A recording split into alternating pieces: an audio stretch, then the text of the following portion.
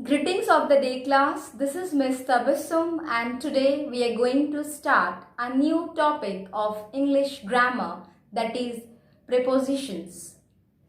Preposition is a part of speech, so let's get started. Here it goes. Prepositions, our topic of discussion today. Let's see what is a preposition. Preposition is a word that is used to link noun or pronoun with other words in a sentence. Other words may be noun, verb, or an adjective. Link here means it provides relationship between noun or pronoun with the words, that is noun, verb or adjective in the sentence. So let's understand them with an example. The cat is sitting on the table. Let's see one more example. The dog is under the table.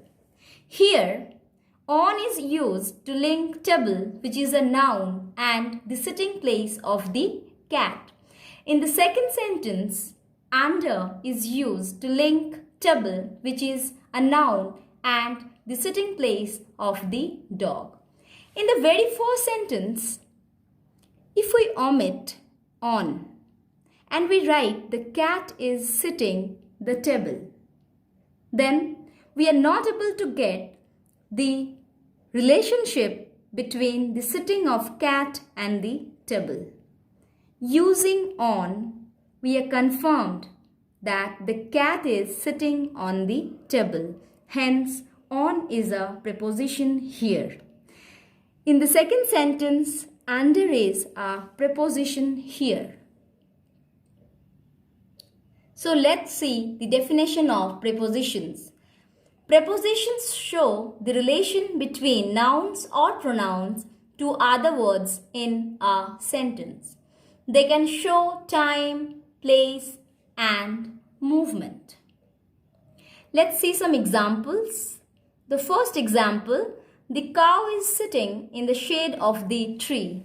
Here you can see that the cow is sitting in the shade. It is inside and thus in the shade of the tree. Let's see some more examples. The important letters are on top of the table. The students assembled after the bell was sounded. The river flows through the green valley. You should travel by bus more often if you want to save money. Here, in, on, after, through and by are examples of prepositions. Prepositions basically depend on the function they perform in a sentence. It depends on when an event or thing happens, where the event occurred, and in which direction the event occurred. The preposition that describes when an event occurred is known as preposition of time. The preposition that describes where the event occurred is preposition of place. The preposition which describes in which direction the event occurred is known as preposition of movement or preposition of direction. Now let's see what is preposition of time. Here goes the definition. Prepositions of time show when a person or thing performs an action. Some common prepositions are until, till, before, after, at, within. So, it tells about the time when the action is being performed. So, let's see some examples. He started studying a day before the test. So, when did he start studying? Before the test. So, before here shows the time when the action is being performed. They came to the party after it got over. Wait for me until I return. Here, before, after, and until are prepositions of time. Let's see prepositions of place, and here goes the definition. Prepositions of place show the location of a person or thing in a sentence. As I have already said you that it describes where the event took place or takes place. Some common prepositions of place are on, below, above, underneath, at, beside, inside. Let's see some examples. The first one, the girl is standing behind the curtain. As you can see that the girl is behind the curtain, whereas the boy is in front of the curtain. Let's see some more examples. The books are on the table. Do not stay outside if it rains. Can you place the chair beside the window? Here, behind, on, outside and beside are prepositions of place. So, let's move on to the exercise of prepositions of time, and here it goes.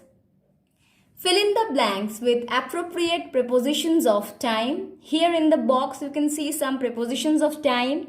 They are till, since, from, after, by, within, during, until, for, before. The first sentence. They will finish painting the house by Monday. By. Please come back before it gets dark. Before. The dog waited until its master returned. Until. We will be able to submit the project within the deadline. Within. They have been practicing since 4 o'clock in the morning. So here, by, before, until, within, since, these are all prepositions of time. Some more sentences are there. There was a lot of commotion during the distribution of question papers. During, Pari sang for 3 hours continuously. For, the match continued from 3 o'clock to 7 o'clock. From, the principal was asked a lot of questions after he made the announcements. After, wait till your mother reaches home. Till. So, let's move to the exercise of prepositions of place, and here it goes. Fill in the blanks with appropriate prepositions of place. So, in this exercise, there are some prepositions in the box, in the bracket, and you have to choose the correct one. The prepositions are next to each sentence.